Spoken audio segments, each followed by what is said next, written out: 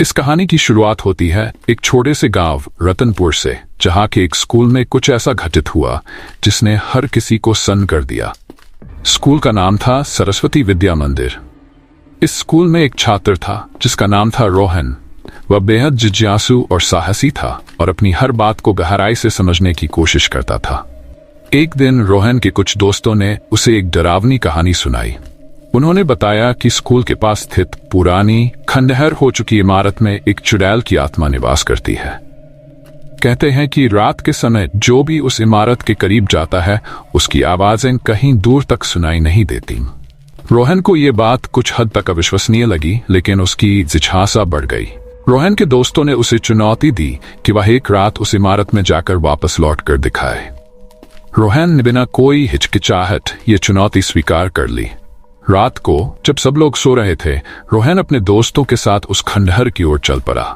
अंधेरा और सन्नाटा उसके कदमों को रोक रहे थे, लेकिन उसका हौसला मजबूत था। जैसे ही वह इमारत के करीब पहुंचा, उसे एक ठंडी हवा का झोंका महसूस हुआ। वहां पहुंचकर उसने इमारत का दरवाजा धीरे से खोला। अंदर हर तरफ जाले, टूटी हुई दीवारें और फर्श पर पड़े पुराने बर्तन दिख रहे थे, लेकिन रोहन ने हिम्मत नहीं हारी। जैसे ही रोहन उस इमारत के अंदर पहुंचा, उसे एक अजीब सी गंध महसूस हुई। वहां की दीवारों पर अजीब सी छायाएं उभर रही थीं, जैसे कि कोई उनकी ओर देख रहा हो। तभी उसे एक धीमी सी आवाज सुनाई दी, तुम यहाँ क्यों आए हो बच्चे? रोहन ने घबराकर चारों ओर देखा, लेकिन वहां कोई नहीं था। उसे अपने कानों में फिर से फुसफुसाहट सुनाई दी, यह तुम्हारे लिए जगह नहीं है, जाओ यहां से वापस। रोहन ने अपने डर को अनदेखा करते हुए आवाज की दिशा में बढ़ने का निर्णय लिया। जैसे ही वह इमारत के एक पुराने कमरे में पहुंचा, उसने देखा कि एक धुंधली आकृति उसके सामने आ खड़ी हुई। वह एक बूढ़ी औरत की छवि थी, लेकिन उसकी आंखों में अजीब सी चमक थी। उस चुड़ैल ने रोहन की ओर देखा और बोली, तुमने मेरे घर में घुसने की हिम्मत कैसे की? रोहन ने हिम्मत जुटाई और कहा, मैं सच जानने आया हूं। मैं यहां अपने दोस्तों की चुनौती को पूरा करने आया हूं। चुड़ैल ने एक ठंडी हंसी हंसते हुए कहा, तुम्हें नहीं पता कि तुमने किससे पंगा लिया है। मैं इस जगह की रक्षक हूं, और जो भी मेरी शांति भंग करता है उसे इसकी कीमत चुकानी पड़ती है। चुड़ैल ने रोहन को बताया कि वह दरअसल एक आत्मा है जो अपने किसी अधूरे काम की वजह से यहां फंसी हुई है। उसने रोहन से कहा, मैं यहां पिछले कई सालों से भटक रही हूं।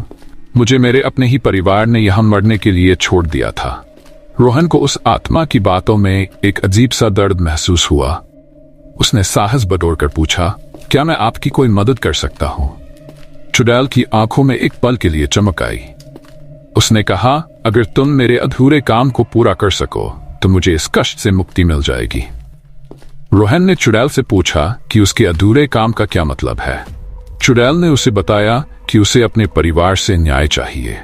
उसके परिवार वालों ने लालच के चलते उसकी संपत्ति हड़पने के लिए उसे इस पुराने खंडहर में बंद कर दिया था।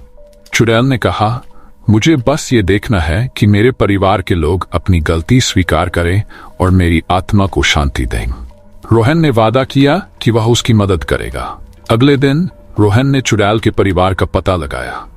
जब उसने उन्हें पूरी घटना सुनाई तो उन्होंने उसकी बातों का मजाक उड़ाया, लेकिन जैसे ही उसने कुछ छुपी हुई बातें बताईं जो केवल परिवार के सदस्य ही जानते थे, तो वे चौंक उठे। धीरे धीरे परिवार वालों ने अपनी गलतियों को स्वीकार किया और चुड़ैल से माफी मांगी। उन्होंने गांव के मंदिर में एक विशेष पूजा का आयोजन किया ताकि उसकी आत्मा को शांति मिल सके।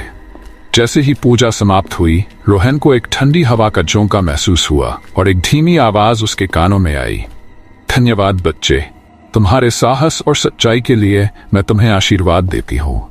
अचानक रोहन ने महसूस किया कि उसकी जेब में एक छोटा चमकता हुआ रत्न है। यह रत्न चुड़ैल का आशीर्वाद था, जो उसे हर मुश्किल समय में मार्गदर्शन करेगा। गांव वालों के सामने चुड़ैल की आत्मा ने रोहन को आशीर्वाद दिया और हमेशा के लिए इस दुनिया से विदा ले ली।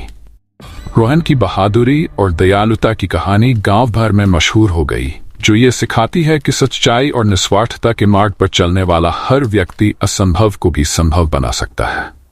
जिस दिन चुड़ैल की आत्मा को मुक्ति मिली, रोहन की जिंदगी में एक नया अध्याय खुल गया।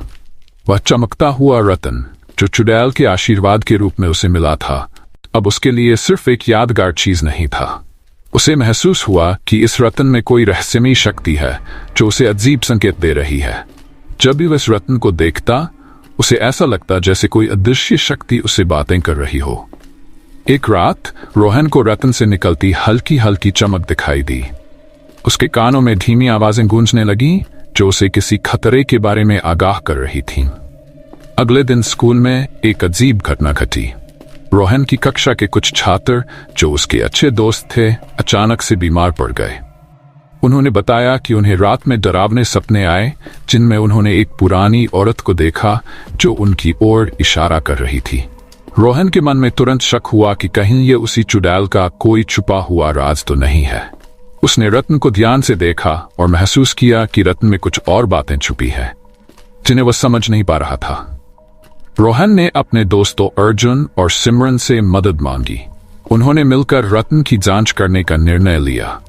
सभी ने तय किया कि वे गांव के पुराने मंदिर में जाकर वहां के पुजारी से इस रत्न के बारे में पूछेंगे। पुजारी ने रत्न को देखते ही चिंता से कहा, यह कोई साधारण रत्न नहीं है। इसमें एक विशेष प्रकार की शक्ति है जो आत्माओं को शांत कर सकती है, लेकिन इसके इस्तेमाल में सावधानी बरतनी होगी। उन्होंने रोहन को आगाह किया कि रत्न की शक्ति सही तरीके से इस्तेमाल नहीं की गई तो ये न केवल रोहन बल्कि उसके आसपास के लोगों को भी नुकसान पहुंचा सकती है।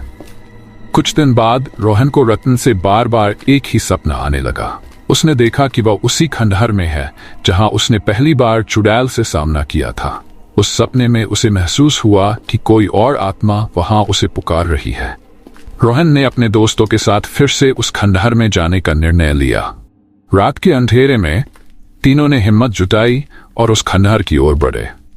खंडहर में दाखिल होते ही उन्हें चारों ओर से ठंडी हवाओं के झोंके महसूस हुए। अचानक एक धुंधली छवि उनके सामने प्रकट हुई। ये वही चुड़ैल नहीं थी बल्कि एक और आत्मा थी जो पहले कभी नहीं दिखी थी। उस आत्मा ने कहा, रोहन, तुमने मेरी बहन को मुक्ति दिलाई, लेकिन अभी मेरी मुक्ति अधूरी है। रोहन ने उसकी बातों को ध्यान से सुना और पूछा, तुम्हारी मुक्ति कैसे हो सकती है? आत्मा ने बताया कि वह भी उस चुड़ैल की तरह ही यहां फांसी हुई है। आत्मा ने कहा, तुम्हें उस रत्न का सही उपयोग करना होगा और मेरी आत्मा को मुक्ति दिलानी होगी, लेकिन याद रखना यह कोई आसान कार्य नहीं है। रोहन और उसके दोस्तों ने हिम्मत दिखाई और रत्न का उपयोग करके आत्मा के निर्देशों का पालन करने लगे। जैसे ही रत्न से प्रकाश निकला, आत्मा धीरे धीरे शांत होने लगी और रोहन की आंखों के सामने ही उसका रूप बदलने लगा। वह आत्मा अब शांत और सौम्य दिख रही थी। आखिरकार उस आत्मा को भी मुक्ति मिल गई और उसने रोहन को आशीर्वाद दिया। उसने कहा, तुम्हारे निस्वार्थ साहस ने हमें शांति दी। तुम हमेशा एक नायक की तरह रहोगे। गांव में अब रोहन की कहानी मशहूर हो गई और लोग उसे एक अद्भुत और साहसी बालक के रूप में जानने लगे। रोहन का यह सफर उसे सिखा गया कि साहस और सच्चाई के मार्ग पर चलने से कोई भी भटकती आत्मा शांति पा सकती है।